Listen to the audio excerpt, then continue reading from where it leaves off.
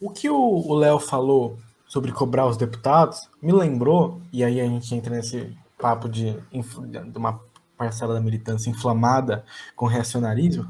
Eu vi um cara, e não tem nada a ver com ele, mas eu vi um cara que marcou todos os deputados do PDT que votaram pelo arcabouço fiscal no Twitter e questionou eles. Acho que é Jameson o nome dele, né? Conheço. Nem conheço ele, na verdade. Eu Eu só conheço sigo. conheço do Twitter.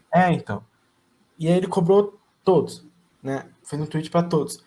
O único que tinha gente respondendo, xingando o deputado, não era no tweet do Pompeu, não era no tweet, sei lá, do Mário Heringer, que também é de BH, de Minas Gerais, desculpa.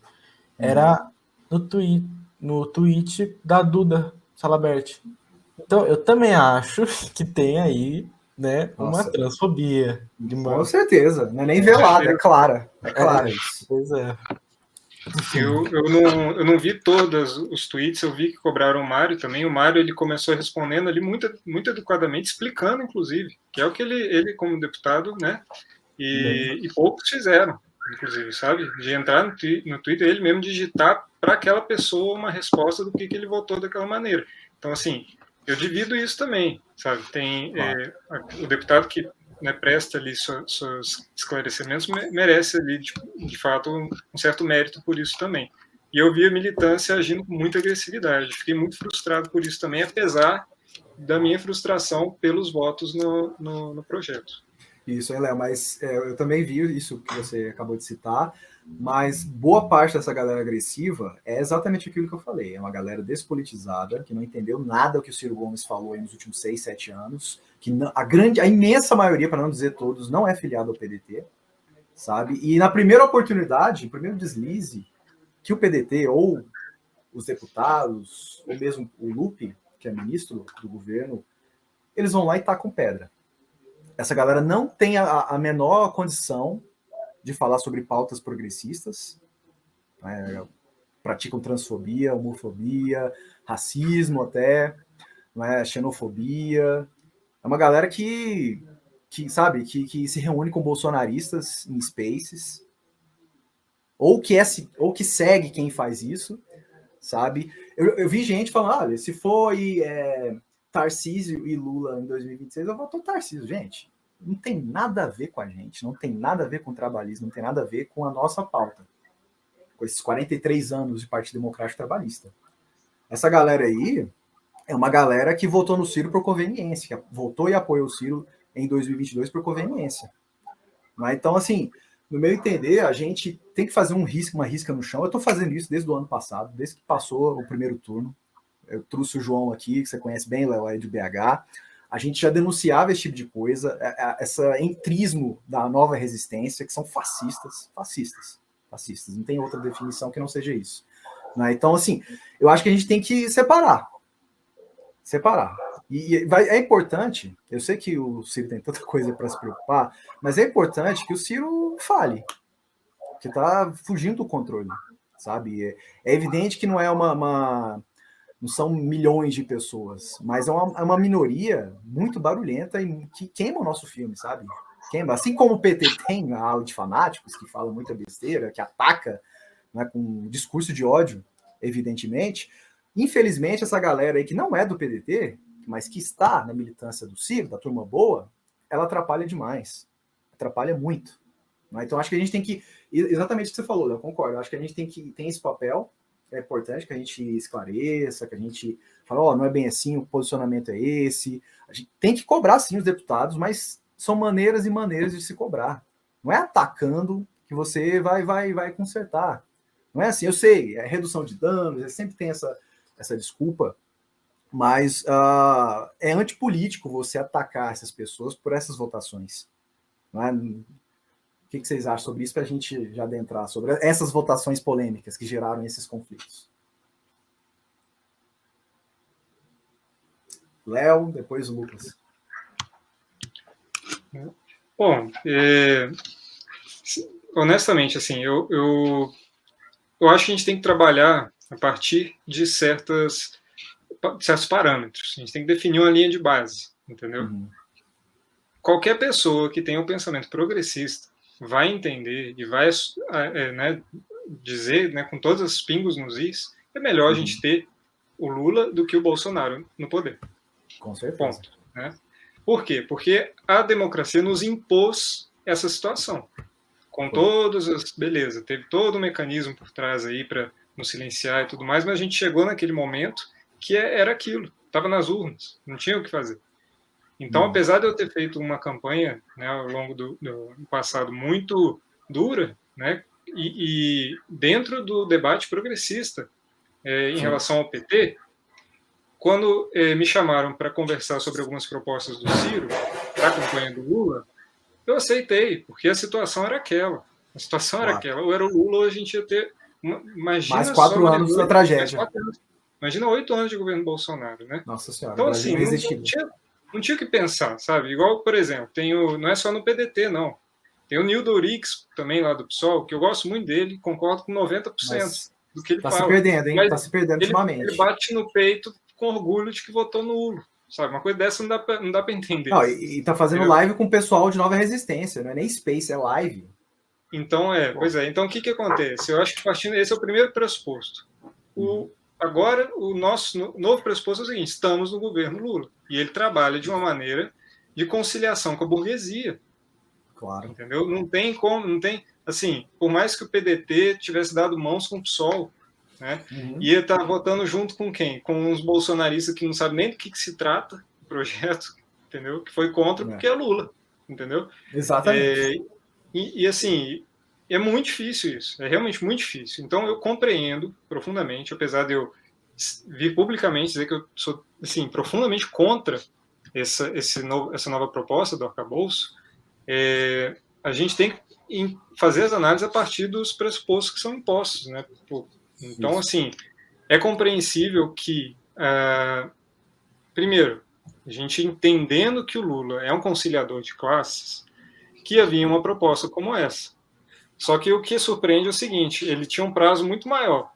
Ele apresentou essa proposta correndo. Isso aí a gente tem que entender também, para agradar os banqueiros. Igual o Nildo também não gosta de falar mercado, não gosta de falar não gosta de falar Faria Lima, por exemplo. Eu entendo, vamos dar nome aos bois, são os banqueiros mesmo. São os bancos, são os principais bancos do Brasil. 5 bancos, enfim, 5 bancos. Pois é. E aí, enfim, o que acontece? O Lula correu primeiro com essa proposta antes de entrar com a da reforma tributária, que tem, segundo os argumentos deles, tem amarras aí, né? É uma proposta que tem que vir... O arcabouço só vai funcionar se a proposta da reforma tributária for boa e funcionar, e for para frente. Agora, vamos pensar.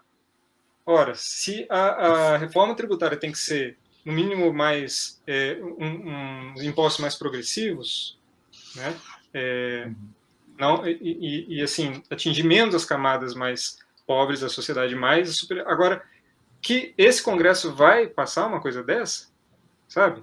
Eles acabaram de colocar o Lula na parede com essa situação toda aí dos ministérios, entendeu? Então, o que me preocupa é o seguinte: vamos supor que passe uma reforma tributária excelente e a arrecadação aumente e tudo mais. Ainda assim, a gente vai bater ali num teto, sabe?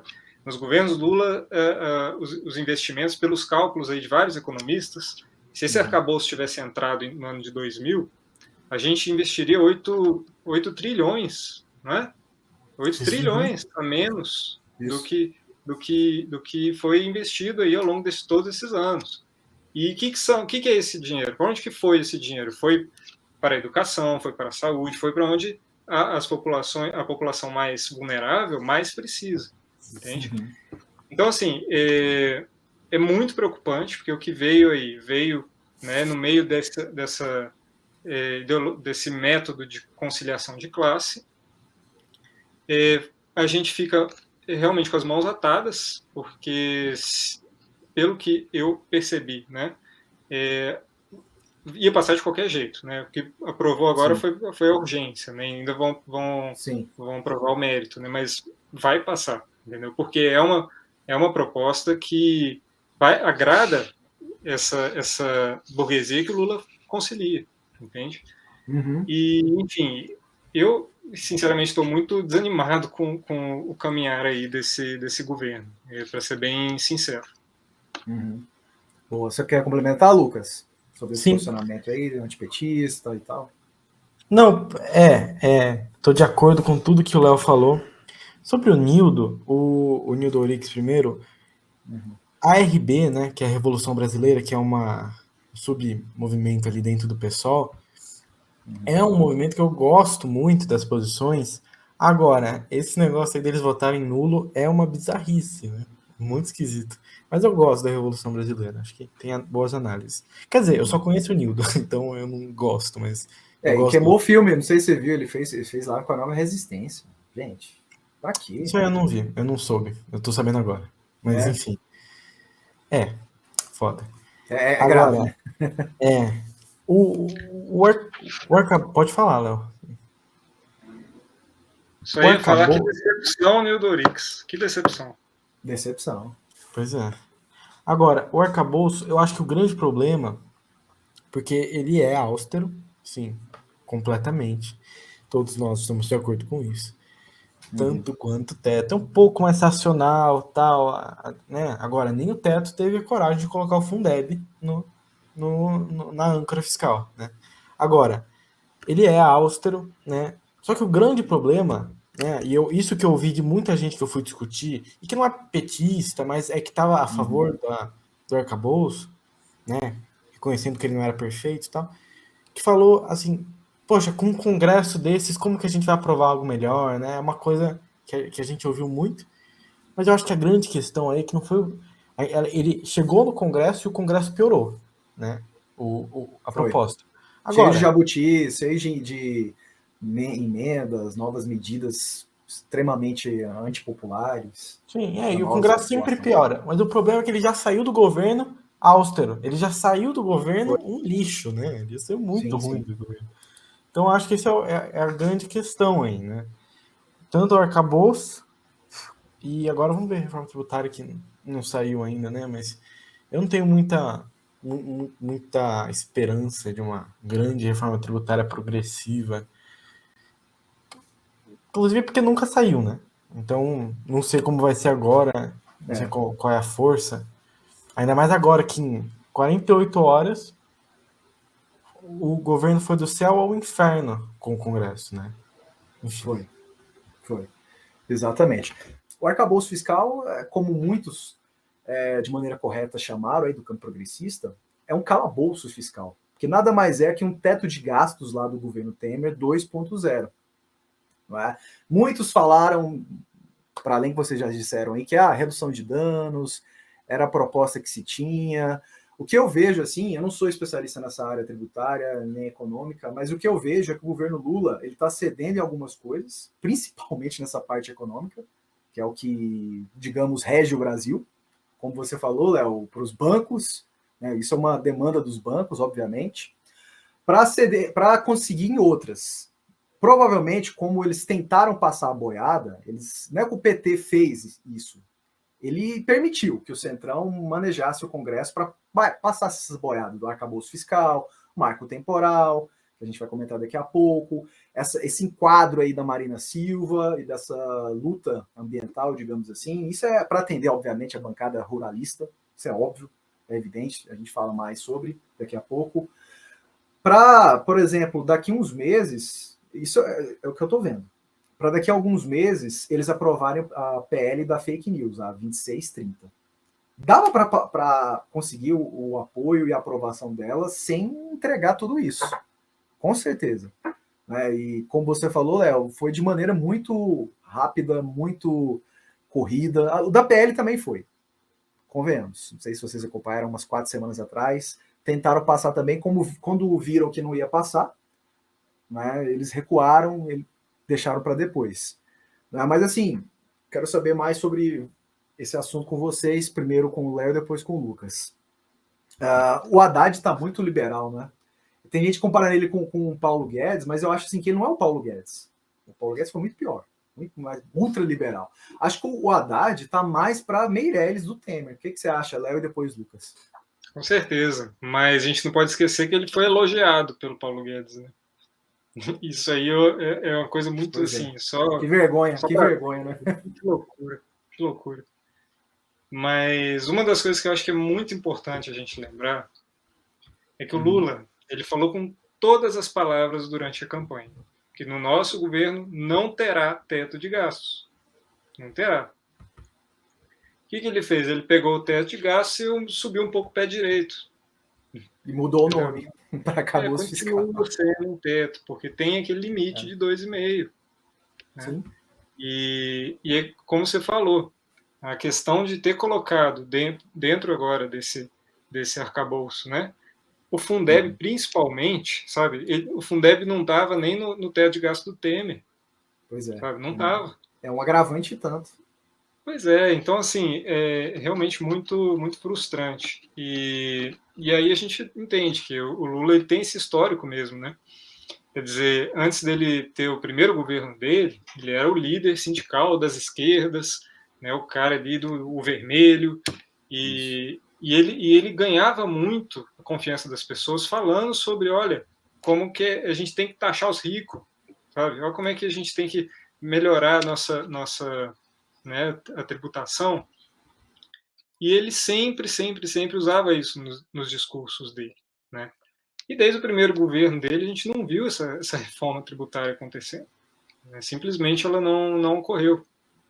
E para além disso, né, existiam leis já vigentes que poderiam ser aplicadas, como, por exemplo, ali o teto, né, dos 8% de cobrança de heranças, né, que no Brasil tem esse teto de 8%, mas acho que no Brasil todo, mesmo no Ceará e em mais algum lugar, né, cobra só 4%, que é metade do que deveria ser cobrado. Isso. Ou seja, ainda a proposta tem do Ciro era de 20% a 30%, dentro do PND era de 20% a 30%, como é lá na Europa, Estados Unidos. Pois é, exatamente. Então, assim, existe muitas práticas, né, internacionais que não perpassam na questão do contexto do país, não, funciona, é assim, sabe, cobrar os impostos dessa maneira, funciona. Em lugares que tem muito mais gente rica, inclusive, sabe? E, então, assim, a grande questão é que o Lula ele foi eleito, né, com base em uma, ou seja, é histórico isso, né? Ele vinha com uma coisa na campanha e não é bem assim quando, né, tá lá no governo. Em relação, né, ao arcabouço, eu acho isso. Eu acho que o governo errou, né, de trazer isso com a pressa, né, para além do prazo, para antes do prazo, né? E o outro ponto só que eu queria finalizar aqui é o seguinte: o que o Lula precisava era mobilizar as massas que ele entende-se que tem. Por quê? Eu, inclusive, estava presente, por exemplo, na época do impeachment da Dilma. Eu acompanhei a questão do quando o Temer fez toda aquela situação na educação que causou aquelas ocupações das universidades, escolas. Estava lá também, né? A reforma trabalhista, estava lá. Então, assim, eu vi a galera na rua do PT e ia junto, mandavam ônibus, aquela coisa toda. Agora, você está no governo, aí não importa mais a mobilização popular, quer dizer, essa é a força que o PT tinha que usar para fazer pressão no Congresso, sabe? Para fazer uma pressão, assim, de verdade, porque não basta o Lula simplesmente ser eleito, fechar as portas lá dentro e fazer o toma lá da cá que ele faz. Isso não vai dar a ele apoio, e não está dando, já não está dando, ele já está quebrando a cara com esse método dele, né? Ele já está se frustrando com isso. Então, assim, ele tem que entender que ele tem que ir às massas. Olha só a comunicação do governo. É o Juscelino lá, aquele que pega no escândalo, que todo mundo pediu para ser mandado embora. Está aí até hoje, é a comunicação do governo, é esse cara. O Paulo Pimenta é muito desqualificado. Muito desqualificado. Então, né? Pois é, então assim, eu acho que o método que o governo está usando está muito errado nesse sentido. Mas eu vou passar para o Lucas, que eu estou curioso para ouvir a opinião dele. Concordo contigo. Só complementando, depois eu passo a bola aí para o Lucas, realmente, porque nos últimos anos os protestos eram muito direcionados ao governo Bolsonaro, por motivos óbvios. Tinha, óbvio, ali todo o centrão com ele, né, os deputados reacionários, mas era muito focado em bater no Bolsonaro, por tudo que ele representava, né? Mas não é porque o Lula e o PT agora estão no governo novamente que tem que acabar com os protestos. Concordo exatamente contigo, Léo. A gente tem que continuar, sim, com os protestos, sobretudo para mostrar para os deputados e até mesmo os senadores, né, que o povo não vai aceitar calado esse tipo de coisa, essas medidas antipopulares. Não é? Senão muda tudo para não mudar nada, como o próprio Ciro gosta de O problema é que eles não estão deixando o povo nem entender. Quiser cobrar. Até chegar a cobrar ainda é outro passo ainda. Isso, é um erro de estratégia, como você bem colocou, e também de comunicação. O governo, ele se comunica muito mal. O Lula fala de algumas coisas que ele não tem a menor ideia, isso é fato. Tudo bem, uns falam que é a idade, que ele deixou para lá e tal, mas fica calado. Se você não tem o que falar, fica calado. Né? Algumas outras acertam, mas outras ele erra muito. Se o Lula botar um plebiscito falando que vai taxar os milionários acima de 20 milhões, né? 0,5% ao ano, sabe? Uhum. Esses milionários, eles só enchem um Mineirão do Brasil inteiro. Do Brasil inteiro. Exatamente. Enchem um Mineirão. As pessoas vão ser taxadas, enchem só um Mineirão. Tá? Pensa se não passa um negócio desse, se a vontade popular não condiz. Se tiver, né? exatamente. Então, assim, mas não faz. Não faz. Aí o PT tem assim, uma força política, assim, tem movimentos de base, sim, poderia aproveitar ainda 6 primeiros meses do governo para fazer esse tipo de coisa. O PSOL, que tem assim, bons posicionamentos, mas é muito elitizado, não tem esse movimento de base que o PT tem, nem que o PDT, nosso partido também tem. Então, eu acho que o momento é esse, né? A gente tem que criticar pela esquerda, não pela direita, como antipetistas, reacionários o fazem, e essa galera fica para lá, a gente fica de cá. Então, acho que o momento é esse, a gente tem que cobrar e criticar, sim, mas de maneira correta, né? O que você acha sobre isso, Lucas? Sobre toda a conversa de vocês, olha, a mobilização que o Lula devia estar fazendo nas ruas é igual a que o Gustavo Petro está fazendo lá na Colômbia. Ele é, na minha opinião, o melhor presidente latino-americano hoje. Tá? Que está aprovando, inclusive, um nome muito conhecido por nós, um Plano Nacional de Desenvolvimento, com renda mínima, com taxação de grandes fortunas, com tudo. Um investimento trilionário com T de tapioca. A gente também conhece bem essa expressão. Enfim.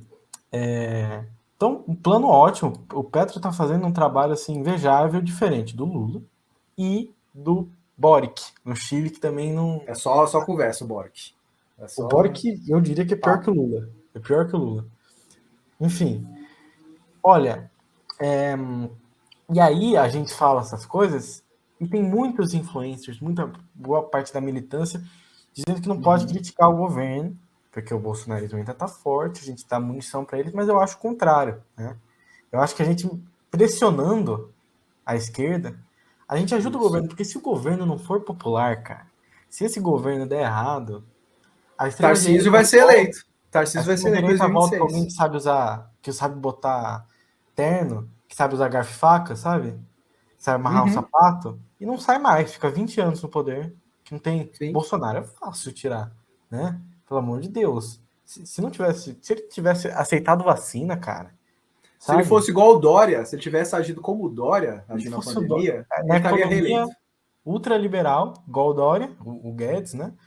Agora, se não falasse para comprar vacina na casa da sua mãe, que não é coveiro, e daí, sabe? Se não falasse essas coisas, ele estava reeleito, cara. Tem convicção disso. Então, assim, não foi o petismo que elegeu o Lula, não foi o Lula que elegeu o Lula, foi o antibolsonarismo, né? Foi, essa eleição foi. Assim como em 2018, quem elegeu o Bolsonaro foi o antipetismo. Isso, se retroalimentam. E eu acho que para o governo ser popular, a gente precisa, primeiro, de uma política fiscal oposta. Porque política industrial, política de justiça social, inclusive, é planejamento, é indução do Estado, né? É um Estado forte, é financiamento em áreas estratégicas, industriais, né? Criação de complexos industriais, é tudo isso. A política fiscal apresentada agora é o oposto. Oposto é a diminuição da intervenção do Estado na economia, tá? É um desastre, eu diria. E assim, e tem toda aquela história da lua de mel do Congresso, os 6 primeiros meses, né? Mais do que isso, as emendas do relator, que não pararam, a gente achou que iam parar. Então tinha todo um aparato para passar coisa no Congresso favorável para o Lula nesses últimos tempos, 9 bilhões em emendas do relator, ou, vamos usar o termo certo aqui, orçamento secreto, né? É o orçamento secreto. E o Lula vai, sinceramente, assim, se ele usasse isso, comprasse deputado para aprovar a reforma tributária progressiva, a taxação de grandes fortunas, eu ficava quietinho, fingia que não sei. Sabe? O PL, com certeza, ele fez isso, Lucas. Ele está incluído nisso, o PL das fake news. Tem que passar, então, né? Já que. Tem que passar. Pois tem é. que passar. Podia ter usado pro PL das fake news, pronto. Agora vai usar pro novo teto de gastos, 9 bilhões em emendas do relator. Porra, velho. É isso um que. absurdo. É um absurdo Enfim, mesmo. é foda. É difícil, né?